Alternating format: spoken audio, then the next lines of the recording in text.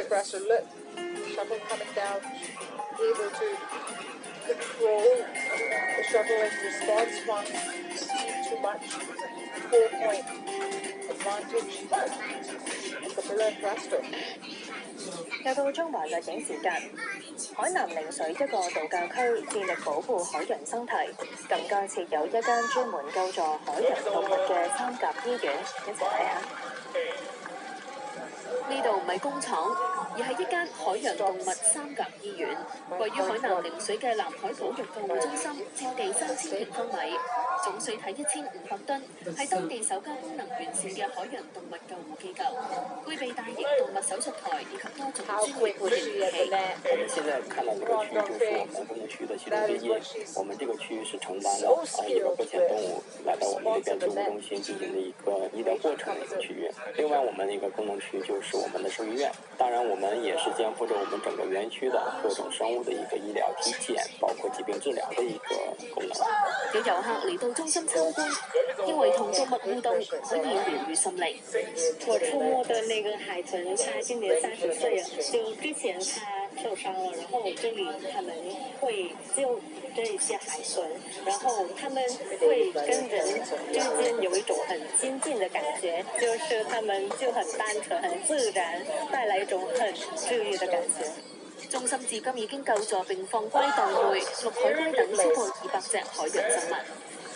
無線電視記者陳宇橋報道。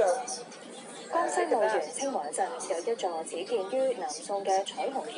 已經有近900年歷史。當地引入智能監測系統同建立數字化網絡，守護呢座千年古橋屹立不倒。一齊了解下。彩虹橋全長140米，有4噸5孔6亭5廊，係古徽州最古老最長嘅廊橋，都係全國重點文物保護單位。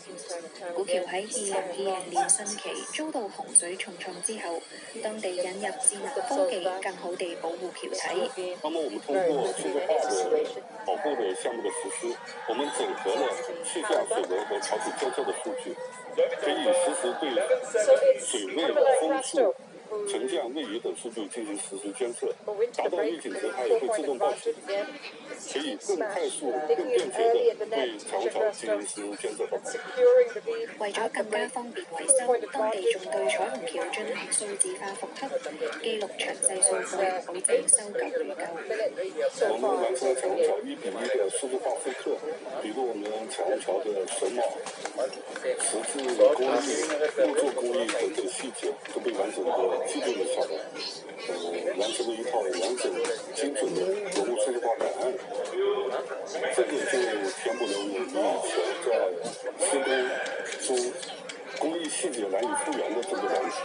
以後我們在維修中就可以調出這樣的檔案，按照它的樣子進行原狀的復刻。當地仲通過彩虹橋宣傳宋代廊橋文化，推出非遺展演活動，令到前嚟觀光嘅遊客沉浸式感受墓穴厚重嘅歷史人文底蘊。無線電視記者黃色儀報道。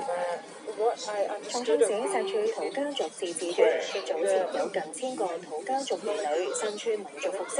一齊跳土家族傳統舞蹈，送國家級非遺嘅擺手舞，更加邀請遊客一齊參與，一齊欣賞下。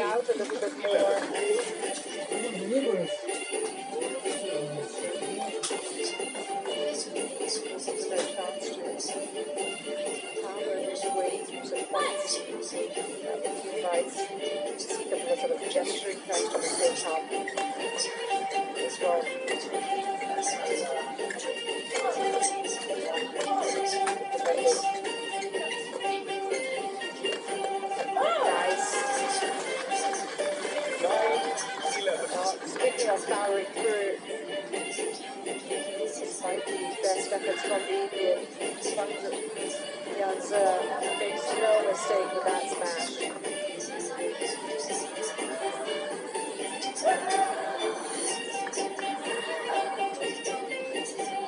呢次中環特警報道員。April winning one in Australia, Chinese fair. 早前都出自清省政策，新而家新時事去睇法。